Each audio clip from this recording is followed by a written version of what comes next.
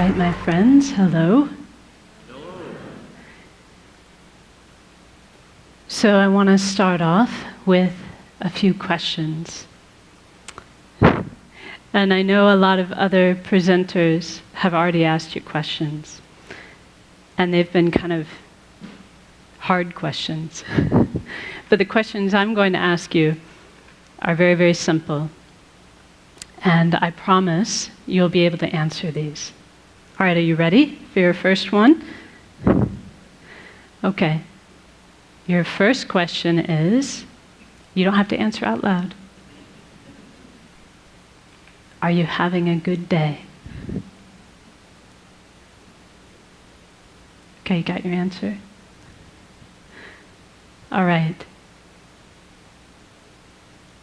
My second question for you is, why?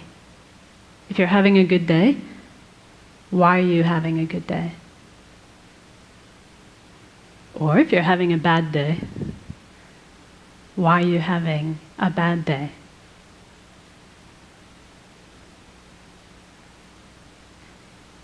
So I have one more question for you. This should be the easiest one of all. My last question is, tomorrow, would you rather have a good day?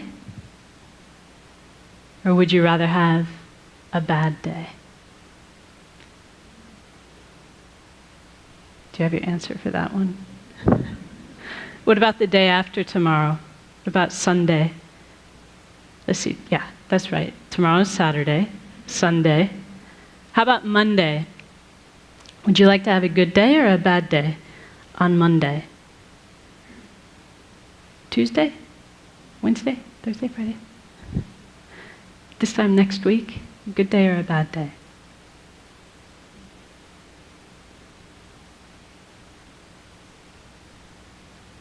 So that last question, like I said, is probably the easiest one for us to answer. Because we know the answer to that, don't we? We want to have a good day, every day. Did anyone in the room answer, yes, I want to have a bad day on Monday? Of course not. We all want to have a good day, every day.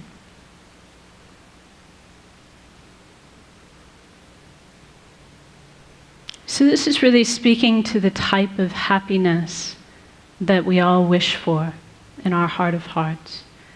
We have a good day when we are happy.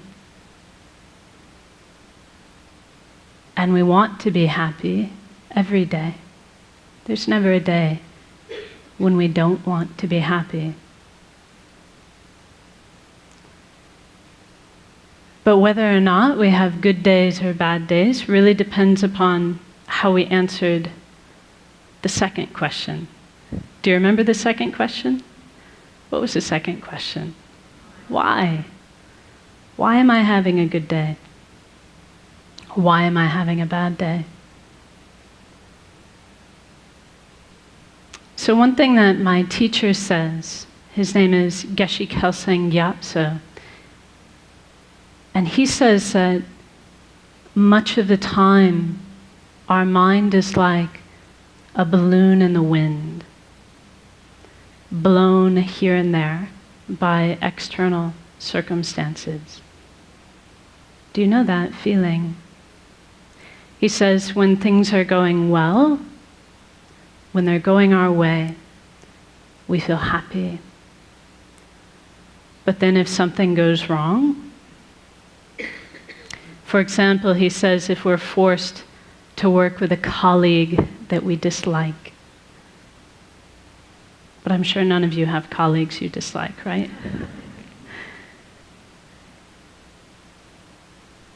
He says if we're forced to work with someone we dislike, or if something doesn't go our way, then our happy feeling disappears.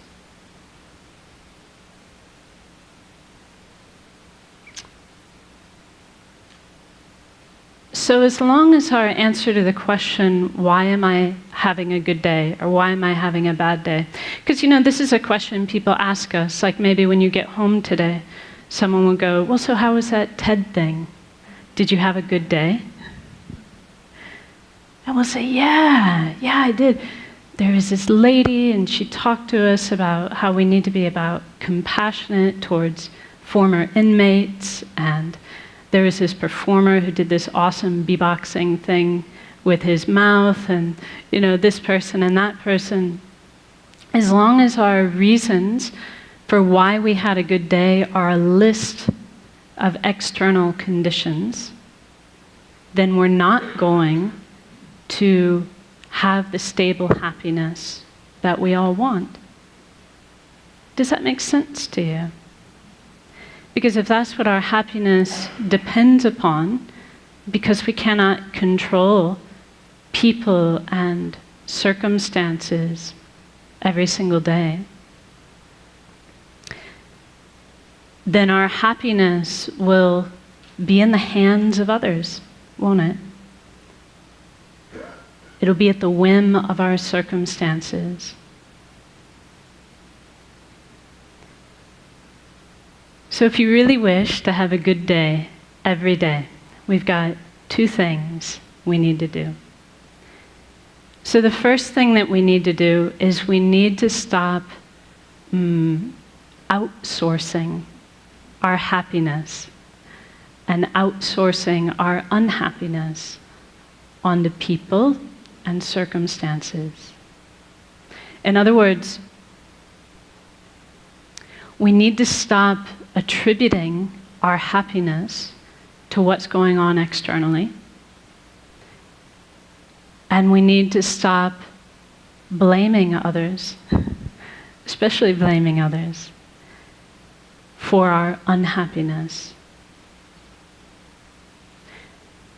So for as long as we do that, as long as we're making it the job of people and circumstances to make us happy, or as long as we're making it their fault when we're unhappy, our happiness will be very unstable and elusive. Our second job is to actively cultivate a source of peace and a source of happiness coming from inside our own mind. So here's something I want you to commit to memory. Are you ready?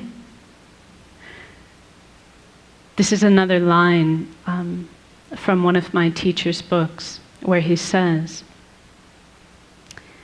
happiness and unhappiness are states of mind,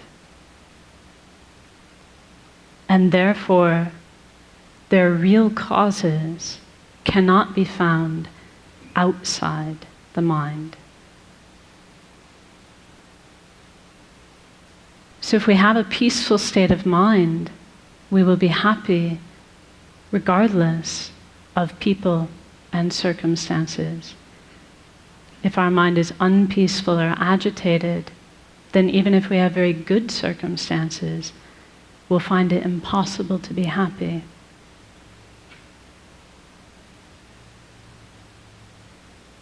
So in other words, it's not what is happening that is making us happy or unhappy. It is how we are responding to those things that determines whether we are happy or unhappy. It is what our state of mind is like that determines our happiness or our unhappiness. So how are we going to do this? So we can all understand this. Like intellectually, it's not rocket science, is it? It's not hard to understand. And maybe to a certain extent, as I tell you these things, you're like, yeah, I knew that already. I knew that already.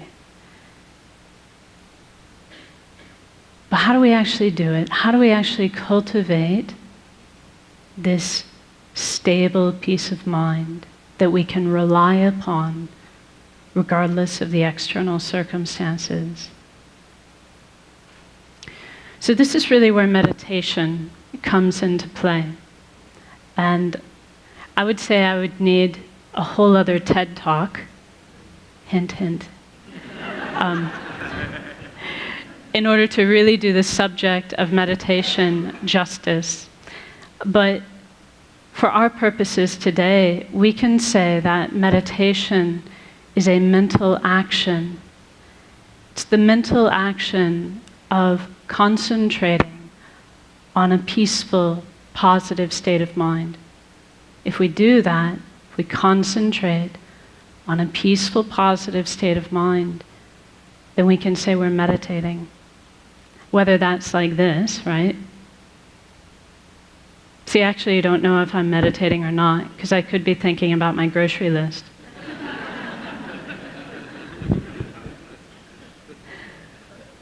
It's only meditation if I'm actually focusing on a positive, peaceful state of mind.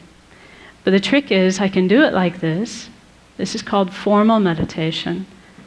But we can also learn to do this all the time in our daily life.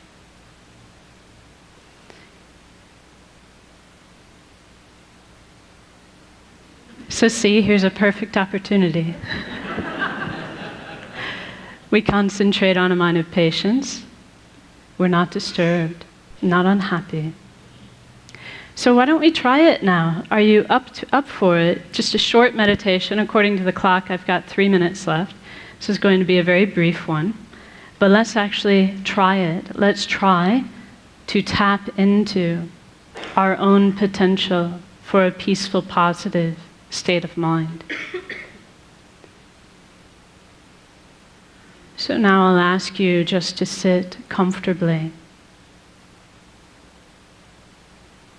and place your feet flat on the floor and your hands within your lap.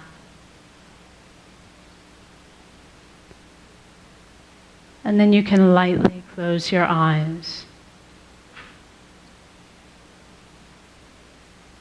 and become aware of the sensation of your breath at the tip of your nose.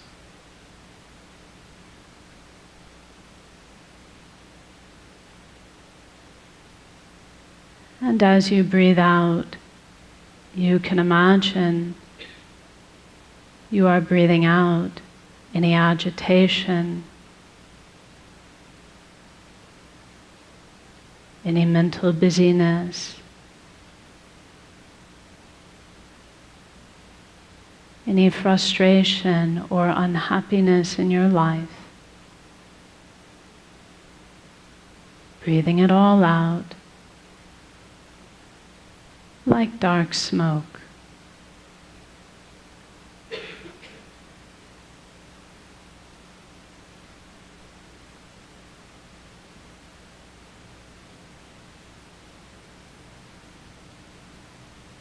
And as you breathe in, you can imagine and believe that you are breathing in a clear, bright light,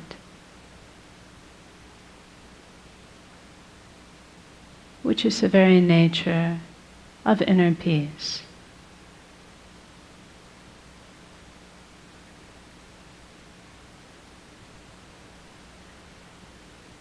And you can imagine that this clear, bright light fills your entire body and mind.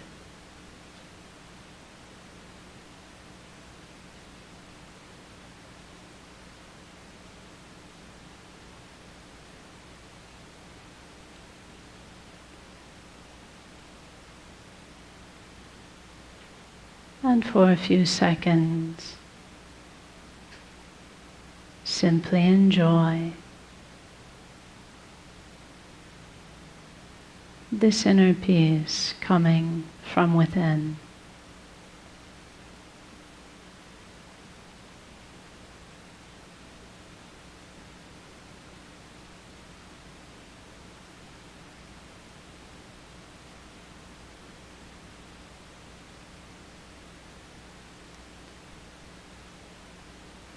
And now as we finish,